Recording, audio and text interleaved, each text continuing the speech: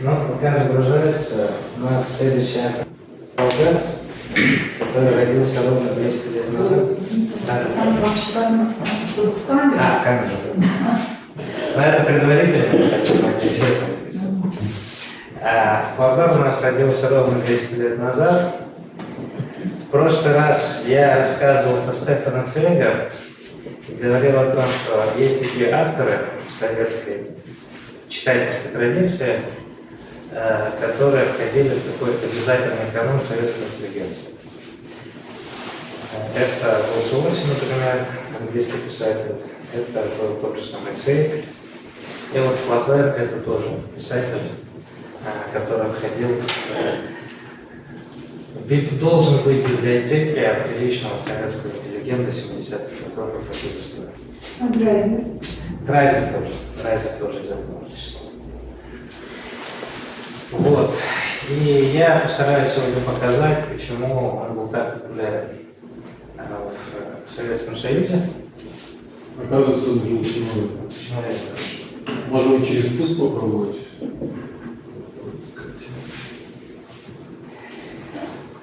И как вы, может быть, знаете, слышали, его первый роман «Госпожа Бовари» был запрещен за порнографию. Был судебный процесс, правда, Флабер потом его выиграл. Был благодарен очень адвокату своему, и роман издается после этого с посвящением именно речи адвоката. Но, как мне кажется, современники вполне четко осознавали, что эта книжка про них, во-первых, а во-вторых, что эта книга очень негативно их отражает их моральный облик, скажем так. Поэтому, да, там нет таких откровенных сцен, но по своему посылу она достаточно злая и язвительная. И по отношению к советскому читателю она тоже своего рода злая и язвительная. Не находите, что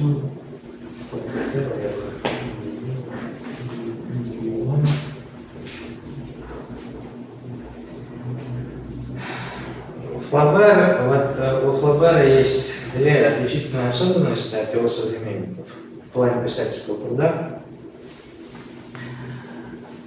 Он, в отличие от всех нормальных французов, никогда не стремился переехать в Париж.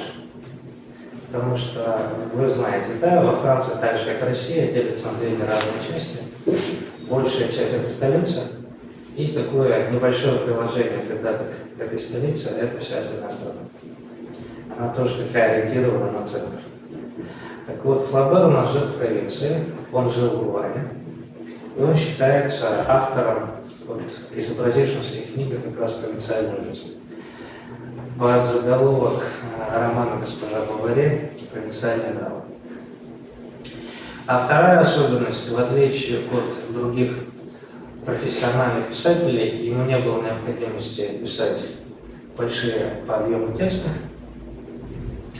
Бальзак, например, писал, чтобы оплатить свои многочисленные долги, так же как Достоевский. Флабер получил наследство, и для него литература заработком не была. Он работал для души, работал по настроению. К чему это привело? Он работал для души и по настроению, поэтому он писал свои книги очень-очень медленно, но при этом очень тщательно работал над этими текстами, и он называл свой труд каторжным. На берегу моря стоял его дом, и он был маяком для моряков, потому что там очень поздно не даст свет. Весь берег темный, а кабинет Флабера, он издали светился. Когда в своих письмах он пишет: «Я пишу роман «Воспитание чувств». Сцена происходит в Булонском лесу, и я уже 2 недели изучаю этот лес, и он меня до того опротивил, меня от него так тошнит, что я готов повеситься на одном из сучьев в этом лесу». А в тексте романа это полстранички. То есть он написал не очень много за свою жизнь, гораздо меньше Бальзака или других с его современников. почему у него был именно такой подход? У Флабера была очень сложная художественная задача. Он пытался рассказать о том, как устроена современная жизнь. В истории литературы он считается реалистом, за что его ценили в Советском Союзе официальных советских критиков.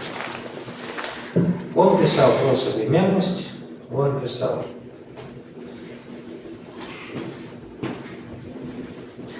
вот.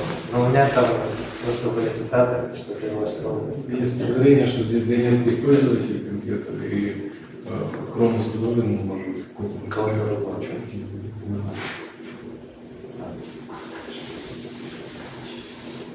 Я уже пытался второй раз скачать. Если есть кто-нибудь, кто разбирается. Ну ладно, буду показывать. Значит, у него была сложная задача в том плане, что он, с одной стороны, писал о нашей современной реальности, писал о современниках, а с другой стороны, он эту реальность ненавидел. Он ее ненавидел, он ее презирал. Он презирал всех своих современников. И вот ему нужно было художественно, эстетически воссоздать то, что само по себе антиэстетично и антихудожественно. За счет чего? Тот подход, который в конце XIX века будет исповедовать, кстати, вот ближе всего к Флаберу, в русской литературе Тургенев. Если вы описываете безобразную действительность, нужно максимально стилистически совершенно ее описать. Нужно подобрать нужные слова. И поэтому основное внимание уделяется не тому, что пишется, не тому, о чем рассказывается, а тому, как сделано. Поэтому Флабер – это литературный ремесленник в хорошем смысле этого слова. Он очень тщательно работал над своим стилем. Он очень тщательно работал над своими текстами. У Бальзака был очень небрежный стиль. Он, в принципе, был небрежным. Есть такая история, когда иностранцы в Париже говорят: вот там в кафе сидит один сумасшедший, а рядом с ним сидит наш великий писатель. Он говорит: я был сумасшедший, который был. Нет, это как раз наш великий писатель. Ну, такие жесты были, он разговаривал и так далее. Бальзак в этом отношении был неряшлив, во всех отношениях неряшлив, а Флабер был очень таким аккуратным. И вот он тщательно работал над своими текстами, своими словами. И цель у него была следующая. Он исходил из позиции теории двух философов, это Платон и Спиноза.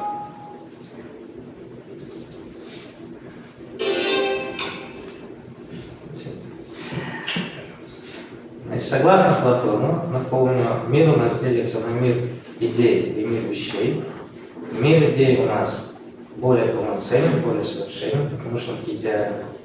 А нам с вами не повезло, мы с вами живем в мире, который является неполноценной копией этого идеального мира. И Флабер считал, что современный писатель, современный литератор, у него есть возможность проникнуть в этот идеальный мир. Каким образом? Через полное растворение в мире материальном. Нужно попытаться увидеть в этой гнусной материальной действительности что-то идеальное. И поэтому, когда он рассказывает о современном мире,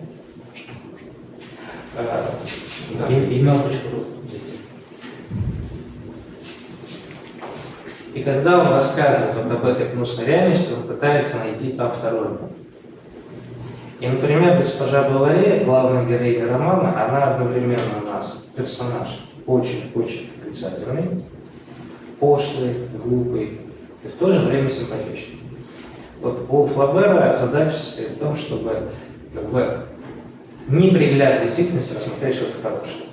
И наоборот, в том, что увидит хорошее, он увидит оборотную темную сторону.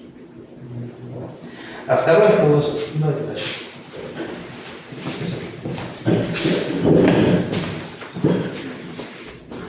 Нет, тут не получится.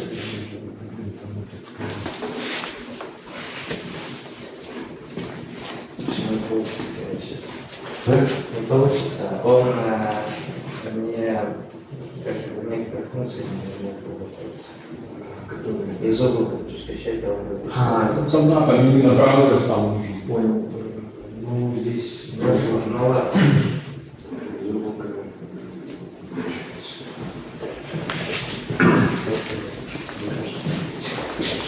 Там как-то мы сами с вами, да, если Ну ладно.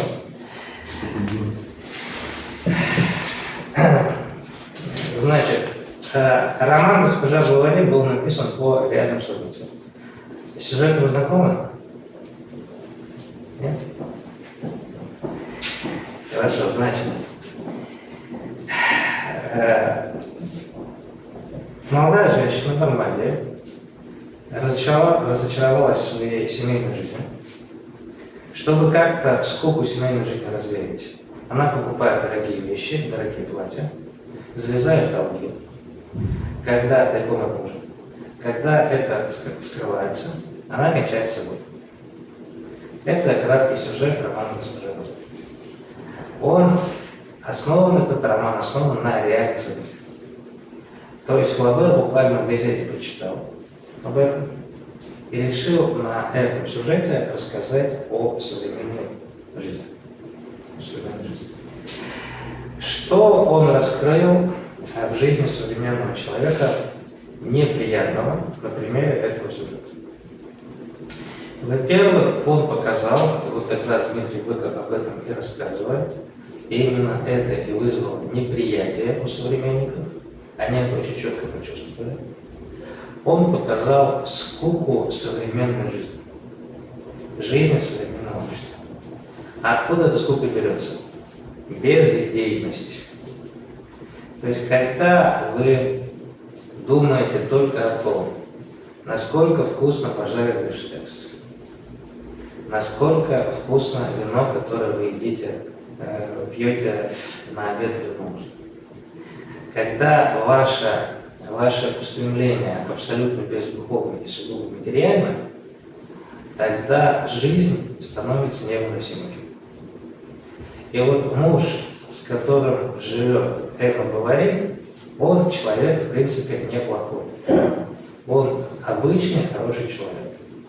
Да, он не хватает с неба звезд, но выдохи вправляет хорошо, он в профессии лекарь. Как бы чуть пониже, чем врач. Вот. Если начинает дергать зуб, руками дрожит, поэтому выдергивается нормально, без последствий. Когда к нему приходят врачи-крестьяне, он прописывает им исключительно успокоительные лекарства, поэтому все уверены, что он хороший врач, потому что сразу улучшает состояние и так далее. Но он абсолютно заурядный, серость и ничтожество. И причина, по которой молодая женщина кончает с собой, заключается в том, что жить с таким человеком невыносимо. Скука. В чем заключается трагизм фигуры Эммы Бовари? Эмма Бовари сама тоже крестьянская дочка. Она из семьи богатого фермера.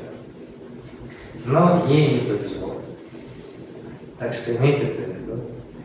Эта крестьянская дочка получила образование. Она училась в монастырском пансионе. Совершенно верно. И чем она занималась в этом пансионе? Она читала книжки. Книжки как раз вот сентиментальные, которые писали о романтике. Там есть авторы весомые, там Вальтер Скотт, например, она читала, французских романтиков, есть и более. И эти книги-то и изменили ее мировоззрение, подход. Она читалась этих книжек, и поэтому чувствовала, что вот в этой окружающей реальности чего-то не хватает. И поэтому, как справедливо говорят критики, когда вы читаете этот роман, вы ей симпатизируете, потому что она единственный человек, который что-то в этой жизни хочет изменить. Все остальные довольны, и только она одна что-то пытается в этой жизни изменить. Ее сравнивают с зубом. который, как вы помните, тоже прочитал рыцарские романы и решил, что реальность нужно изменять в соответствии с тем, что прочитал. Но чуть позднее скажу, что мы на самом деле все немного ему говорим, потому что мы все находимся в такой ситуации. Вот. И она мечтает о той жизни, которую прочитала. Когда она выходит замуж, у нее иллюзии быстро развеиваются, но у нее были очень завышенные ожидания от семейной жизни. И поэтому она чувствует себя неудовлетворенной. И в чем трагедия?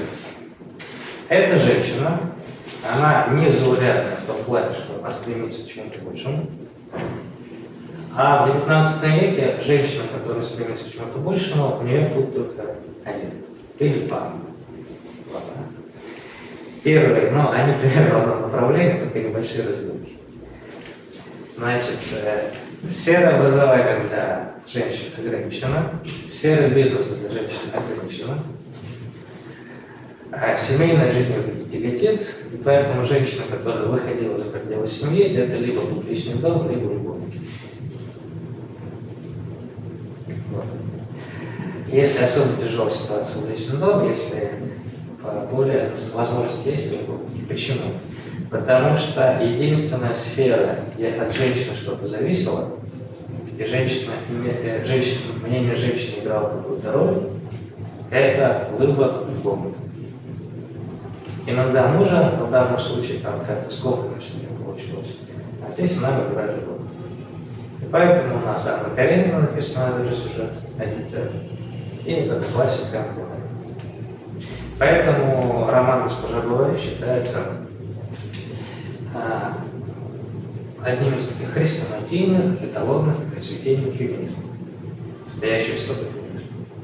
Шарлотта Бронте, Джейн Eyre, чуть-чуть пораньше была написана.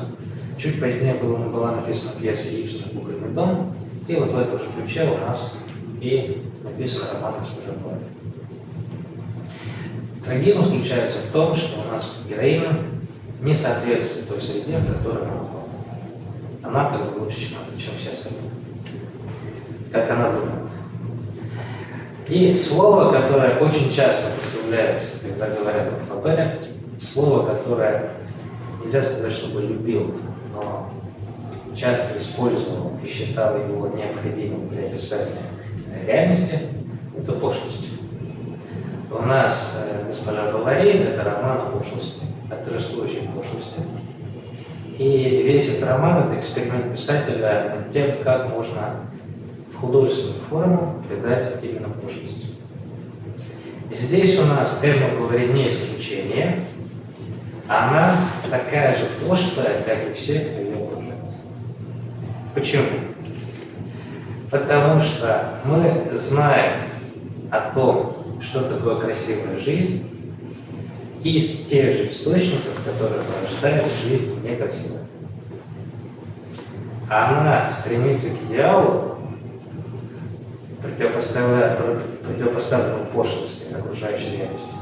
Но этот идеал она подчеркнула из таких же пошлых книг. И поэтому, несмотря на то, что она пытается вырваться из этого круга, она в этом же кругу и остается. Поэтому у нас мечты, прекрасные мечты молодой женщины реализуются в том, что она заводит 2 любовников,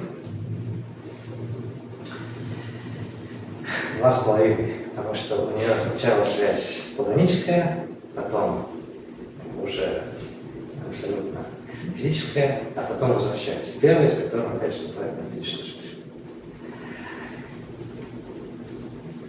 Дефицит эмоций, дефицит эстетики, которого страдает Эмма Бовари, она пытается восполнить, как ее прототип, что она покупает дорогие вещи.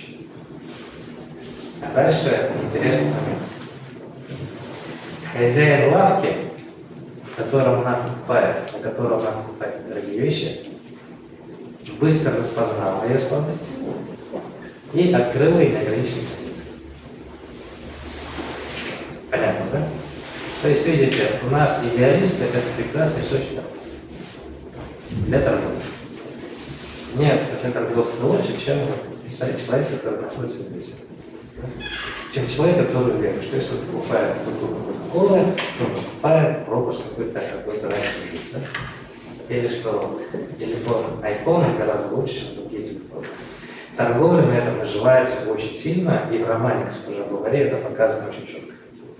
В конце, когда госпожа Бовари умирает, Лере бизнес процветает дальше. И что, то есть он ее подсаживает на эту кредитную иглу. То есть у нас высокие стремления, мечты, которые возникли под влиянием высокой литературы и не очень высокой литературы, а все выражается в этих деньгах. И сцена смерти. Значит, Эмма Бовари решает покончить с собой. Бедная Лиза что сделала? Утопилась, да? Значит, здесь она решила принять яд. Как называю, яда нигде нет, она находит что? Находит крысиный яд. Понимаете, да?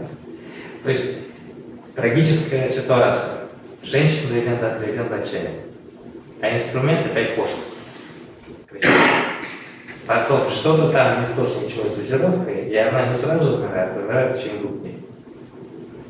И хрестоматийная сцена, говорят, что когда Флабер описывал, как она умирает, как ее постепенно не имеет конечности и так далее, он сам 5-симптомно себя это чувствовал. Вот. То есть вот такая вот, человек хочет сделать что-то красивое, возвышенное, а оборачивается все очень гнусной пошлостью.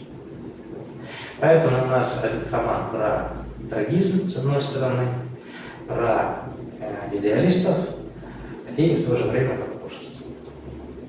Это то, что касается главной героини.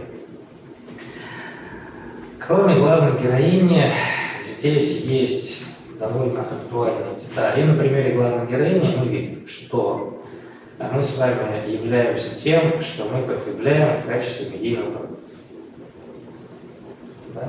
Наши взгляды на мир, они определяются тем, какие книги мы читаем, на какие странички ВКонтакте подписаны, а какие новостные ленты пролистываем каждый день. Поэтому мы все немного других ход, я так говорил, тоже других, по-моему, да? Или Белинский, да. И мы все немного разговариваем. Потому что когда мы с вами контактируем с реальностью, мы контактируем с ней через уже заранее обработанные стереотипы, с которыми мы имеем.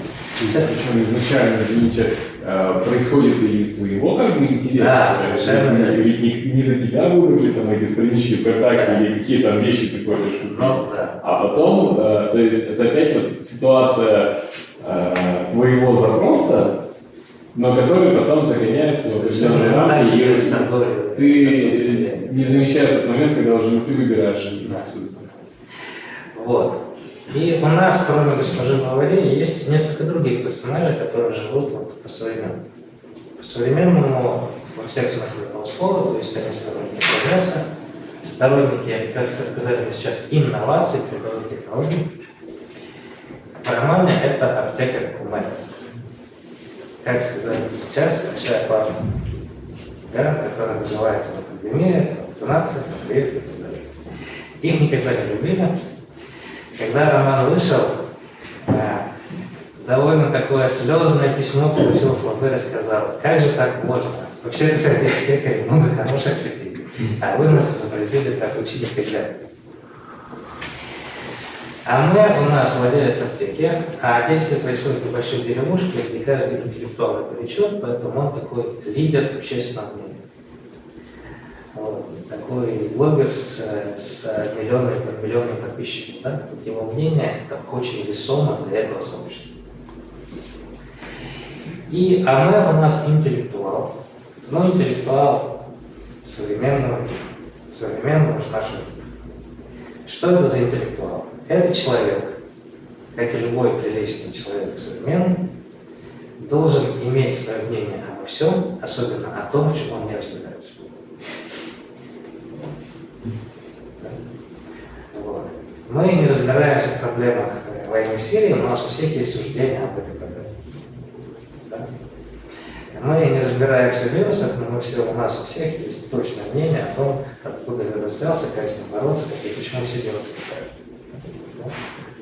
Вот это тоже вариант пошлости. То есть, когда сложные проблемы предельно упрощаются. Когда неприлично сидя за столом, высказываешь, что ты этого не знаешь, об этом не слышал. Вот мир, интеллектуальный мир Ансбека Аме, он построен как раз на том, что его сознание, его мир наполнен вот такого рода фрагментами. Но в 20 веке это можно было сравнить, это модернистская картина мира, это можно сравнить, вот, знаете, есть пазл, где 500 разных элементов, и у вас они перемешаны. И вы, с одной стороны, этой картиной владеете, но она у вас не упорядочена. Вы очень много знаете, ничего не понимаете. Вот когда в 19 веке наука достигает определенного этапа развития, мы попадаем в ситуацию, когда мы много знаем, но мало понимаем. У нас много фактов, но мы не можем их переварить. Вот аптекарь Аме – это пример такого человека. Но на основе этого непонимания, это непонимание нас не ставит в позицию сомневающихся, наоборот. Мы тем весомее высказываем суждения, чем меньше мы разбираемся в этих вопросах. Тут опять же к Карамзину, да, у него в точности обратная ситуация. Вот. Мало фактов, но владение целой картиной. Вот. Создание целостного восприятия Да, исторического процесса, при том, что, естественно, какими да, фактами располагают, несопоставимыми с тем, какими совершенно верно. располагают. Есть такие, у каждой эпохи, у каждой проблемы, у каждой книги есть такой ключ, который формулируется там в 2-3 фразах. А если вы их не поняли, вы не сможете понять окружающую нас. Научная концепция всего так устроена. То есть их можно свести к 3-4 определениям, но чтобы эти 3-4 определения понять, вот нужно перелопатить большой материал. Вот. Так вот, аптекарь Аме у нас представитель такого Фейсбука 19 века. Абсолютно я не шучу, потому что Флабер не любил СМИ. Он застал время, когда СМИ набирают обороты, и СМИ становятся очень влиятельными. А для Флабера СМИ, тогда это газета, да, это торжество пошлости. И он указывает, что аптекарь Аме, откуда он черпает все эти сведения, он читает каждый день, 1 час он читает, называется это издание журнал. Ну, это дайджест новостей из разных сфер. Вот. И у него как бы есть мнение, что он разбирается очень на основе этого. И что произошло в романе? Благодаря, или точнее из-за аптекаря. Он прочитал про то, что изобретен новый вид операции хирургической. Вот. Значит, описано, как это делается. И Аме загорелся идеей провести такую операцию здесь у нас. И он видит. Он идет к Шарлю Баваре, который повторял у нас выдохи, дергает зубы, ну и иногда успокоительно. У него вообще нет культуры, не так квалификации. Это полбеды. Пациент может идти. Чтобы показать, что у нас такой метод применяется. Это не то, что да, вот у них проблема возникла.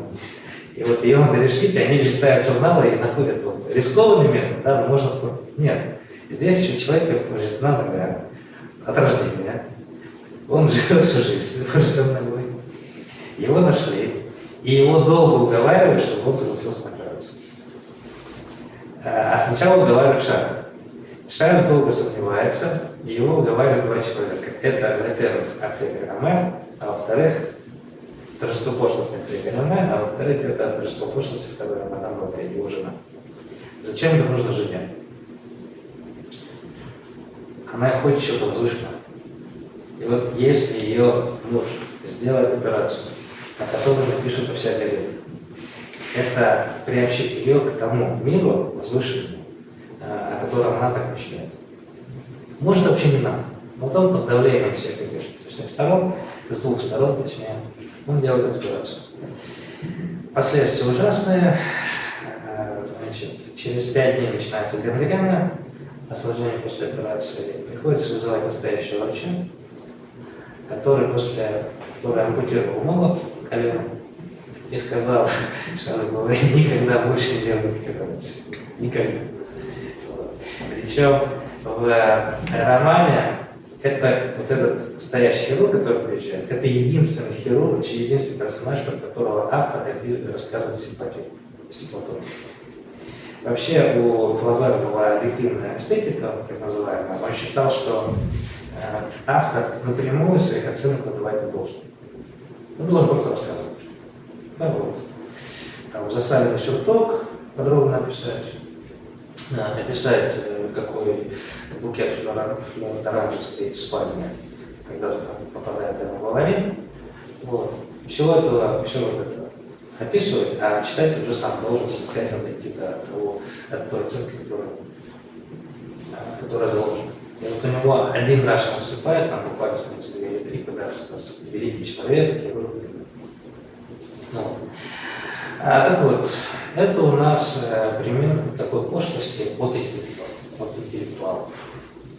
И это пример современного восприятия науки, да, потому что, повторяю, у нас квантовые механики люди разбираются в вирусологии все, да, потому что вот эта вот информационная среда, она все предельно упрощает, а упрощение — тот самый кич, та самая пошлость, которая и заставила Шарля Бавари взяться за эту никому не нужную операцию с одной целью, только целью. Хайп. Да, вот чтобы Инстаграм потом показать, распечатать, чтобы подписчиков стало больше, если мы переходим на современный термин, чтобы прославиться. Это была инициатива. Значит,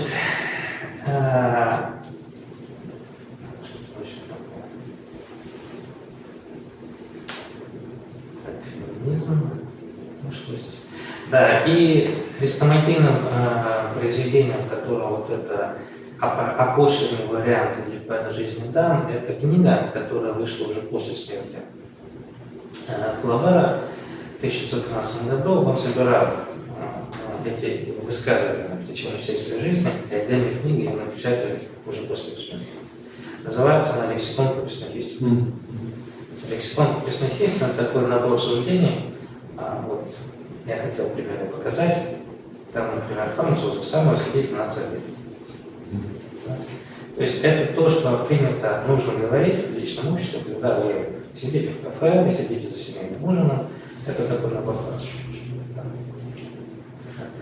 Значит, феодальный строй — тот предмет, в котором никто не разбирается, но который нужно определить. Вот такого плана. И у него много таких определений. То, в чем никто не разбирается, но мнение об этом должно быть. Технологии там еще подаются хорошо, железные дороги. Постоянно повторяют, что если бы у Наполеона были железные дороги, он был бы не. Да. Википедия, спасибо Википедии. Фрагментарное знание. Да. Ну, Википедия, кстати, это не лексикон. Да, ну, например, Макиавелли, не читая, утверждает, что он злодей. Дворянство — презирать его и завидовать ему. Вот, и теперь я перехожу к заключительному тезису, который я хотел зациклить и вернуть к началу, к советскому канону. Флабер в своих произведениях, особенно в романе «Господи говори», ну, он еще написал несколько пьес, роман «Соломбон», исторический роман, который считается неудачным, потому что, ну, и Карамзин, и Вальтер Скотт, слишком много мелких деталей, которые сюжет очень сильно раскрывают. Вот такой статичный роман получился по стилю. Вот. Но исторический роман это был написан с целью, чтобы показать, люди всегда были такими. Человеческая природа не меняется. Люди такими же мелкими, ничтожными были всегда. Так вот, Флабер у нас рассказал о том, показал то, что стало гордостью и одновременно источником проблем для 20-го столетия. Он нам показал в узком понимании этого слова средний класс, который как раз формируется в 19 веке. Это вот тот промежуточный слой между очень бедными и средний класс. И он показал, что средний класс это что? Это то, что я говорил выше. Это пошлость, это стереотипы, это стремление упрощать. Из этого среднего класса в Германии вырастет нацизм, потому что социальная опора нацизма – это вот как раз вот этот слой пошляков, антиинтеллектуалов. И я думаю, Флабер, он был резким критиком любой формы фашизма и нацизма. Вот. Средний класс, который ведет к деградации всех сфер деятельности, особенно в сфере интеллектуальной, научной и особенно в сфере эстетического художества. Вот. И, наконец, у нас в Советском Союзе кто читал Флабера? Тот самый средний класс. Да? Самый средний класс, я уже сказал, интеллигенция. Да? А особенность интеллигенции советской, это мое субъективное ощущение, но судя по тем книжкам, которые мы читали и чем интересовались, советская интеллигенция – это вот как мы говорили. Это те люди, у которых родители были сапожниками, портными или крестьянами, но которые получили образование и прочитали книги русских авторов. Пушкина, Лермонтова, значит, Достоевского назначения, да, Тургенева, да, Тургенева. И они мечтают жить той жизнью, которую жили говорят. То есть такие выходцы из плебейства. Совершенно верно, которые очень хотят быть похожи на говорят. А этот термин связан с именем главной героини романа Флабера, так называется баваризм, по-моему, психолог он закрепился. Это когда человек крайне недоволен той жизнью, которой он живет сейчас, и он пытается жить той жизнью, которой он не приспособлен. Но это же весь подростковый возраст. Все это ж подростки, получается. Ну, не совсем, потому что они тоже недовольны. У подростков этика, а здесь эстетика. И здесь нужно, чтобы было красиво. Но отчасти вы правы, почему? Потому что те книжки, которые читала Эмма Бовари, это в основном исторические романы, они являются подростковой литературой. И она их читала в подростковом возрасте. Ну, опять же, чисто психологически, мы многие из подросткового возраста всю жизнь не выходим. Ну да. Может, просто стремление к красоте нет подростка? Ну там все-таки этика, считается, что этика, а красота на производном этике. То есть у них все-таки достижение не в плане того, чтобы были атласные обои или я бы только этим и отличалась. голубой бархатный воротничок, а в том, что там ордена было очень прославиться и так далее. Крестьяне есть, да, но вот на памятном ордена. Вот. То есть, а советская интеллигенция, она же претендовала как раз вот на роль дворянства. И мне кажется, что Флабер попадает вот в эту струю, в этот набор авторов, по той причине, что это как бы каждый считал, ну, как говорил сам Флабер, да, я ему говорю, вот, и каждый советский интеллигент, когда читал, особенно женщины, когда читали этот роман, они всегда отождествляли именно с этой персонажей. Вот. Ну, вот это то, о чем я хотел рассказать. Получилось более кратко, чем я планировал, потому что я хотел показать цитаты как стиль, каким был написан, который он написал госпожа Говорю. У него, во-первых, ирония есть. Почему ирония? Потому что он, с одной стороны, воспроизводит реальность, а с другой стороны, отторгает. Поэтому получается обязательно вот это двоемирие, раздвоение, которое передается с помощью аналитического приема иронии. И если вы читаете роман «Госпожа Бовари», там почти в каждом абзаце вы найдете вот эту иронию. Склонностью к книгам, потому что, например, когда мы заводим любовника, первый любовный случай, надо говорить, наконец-то у меня есть любовник, как в романах. Как в романах, и теперь я буду жить так же, как они, живущие в этих романах. Сейчас говорят, как в кино или как в телевизоре. Да? Потому что, ну, повторяю, когда мы говорим, чем отличаются. Потом не собственно прямая речь, когда у вас, да, И, собственно, прямая речь, когда в тексте непонятно, это говорит автор или героиня. Причем у Флобера это очень плавный переход. Вроде бы объективное описание, а потом мы понимаем, что это восприятие субъективного. Вот. И импрессионизм. Когда говорят о реализме Флобера, часто приводят в качестве иллюстрации французских импрессионистов, которые как раз использовали, писали на бытовые сюжеты, показывали обычных людей в противовес по контрасту с романтическим романтизмом и живописью того времени, которое предпочитало исторический сюжет. А в тексте стиле Флобера это выражается в том, почему его легко читать, интересно читать, несмотря на отвратительные сцены, которые он показывает, отвратительно с его точки зрения. Ну, да и с точки зрения нормального человека. Он использует, он показывает нам эти картины в динамике. Вот, например, крабы не просто лежат на блюде, да, а их клешни свешиваются через край. Значит, используют эти глагольные формы, которые придают процессуальность и динамику. Поэтому, у него, с одной стороны, описание очень детальное, он подробно прописывает мелкие детали, но в то же время они вот так вот оживают у него за счет того, что использует технику, характерную для живописи импрессионизма. Но предметы не живые, а живые. То есть на языке оригинала точно так же? Да, там даже лучше. Там даже лучше. Там другими средствами грамматическими это достигается, но смысл тоже. Комната не просто освещена была, да, лучи солнца, пробиваясь сквозь щели занавески, распадались на каменных плитах. Там вот так рисуют. Поэтому у него не такие скучные писания, как Бальзака. У Бальзака это более скучно. Это более высокий степень. Так, ну вот это то, что я хотел рассказать.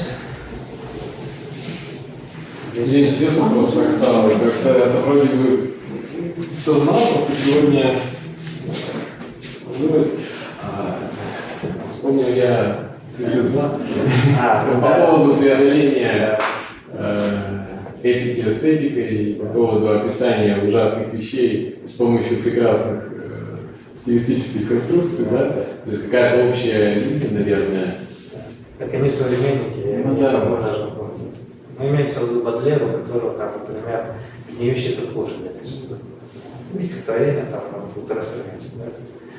Как шедевр французской поэзии.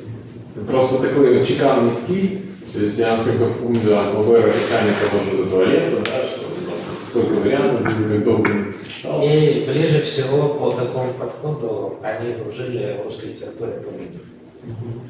Вот если вы возьмете любой текст Тургенева и сравните с Достоевским, вы сразу почувствуете, ну, Достоевского читаешь, не тронешься, независимо от того, о чем он пишет. А Достоевский, у него одна мысль на 5 страниц, абзацы очень длинные, предложения не согласованы. Достоевского рубленый. Да. Вот. Тургенев дружил с Флобером, и у него был подход близкий к этому, что ценность писателя, писательского труда в том, чтобы находить нужные слова. Форму это делать. Форма это все. Александр Иванович, почему, насколько я помню, во Франции в программу входит воспитание чувств? Воспитание чувств. Они мадам говорит. Воспитание чувств это еще более такое. Ну, считается, да, кстати, Быков объясняет, почему он не любил госпожу Бавари, потому что она показывает, то есть читаешь, но при этом чувствуешь отвращение, да? Он показывает мир вот этот бездейный, где вот этот мир, из которого госпожа Бавари, это рутинный. Это когда у вас, если вы чего-то хотите возвышенного, вот давайте значит, купим что-нибудь дорогое, да, и устроим штраф. И на это что случится. Воспитание чувств – это роман воспитания, потому что он рассказывает, как взрослеет молодой человек. И вот у них Да.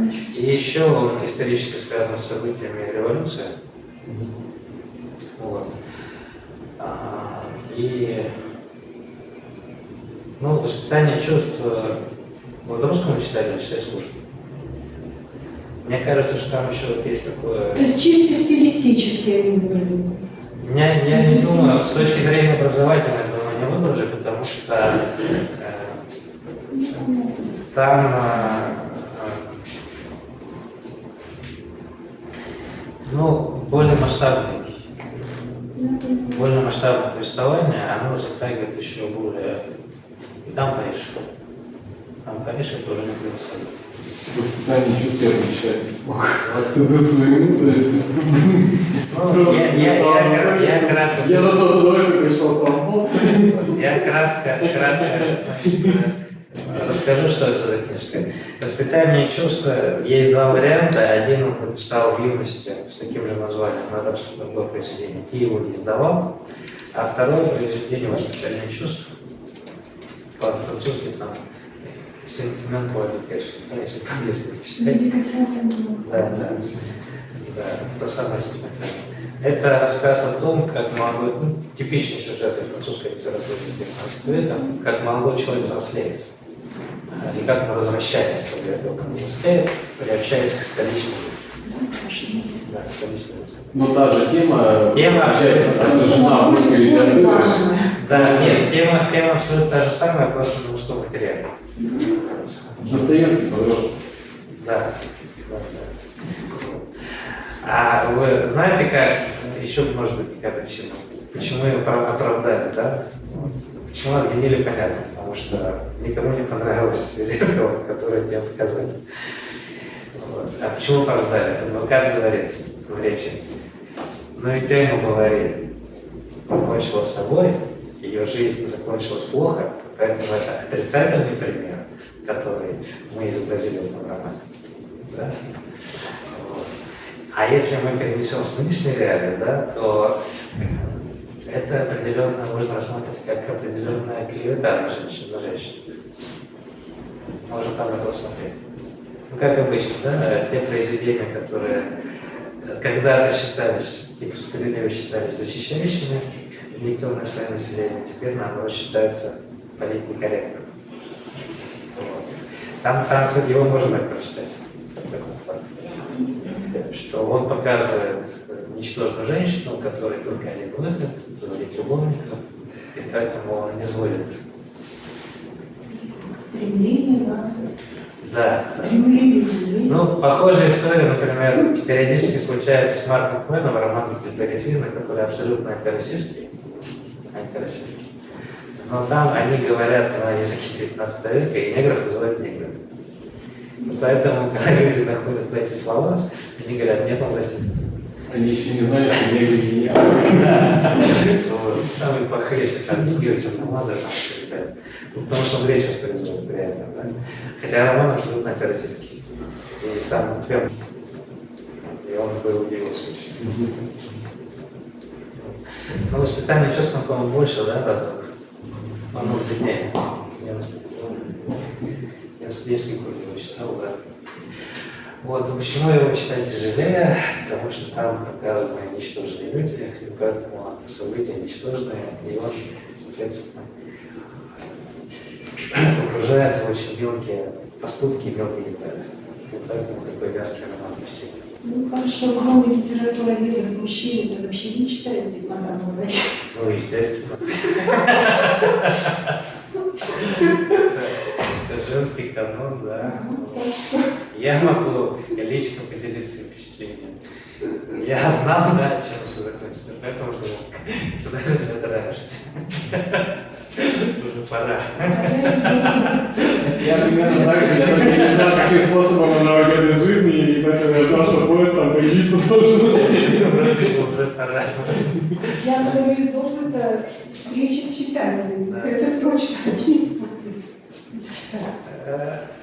Но там есть, вот если взять отдельные фрагменты, они очень остроумные, очень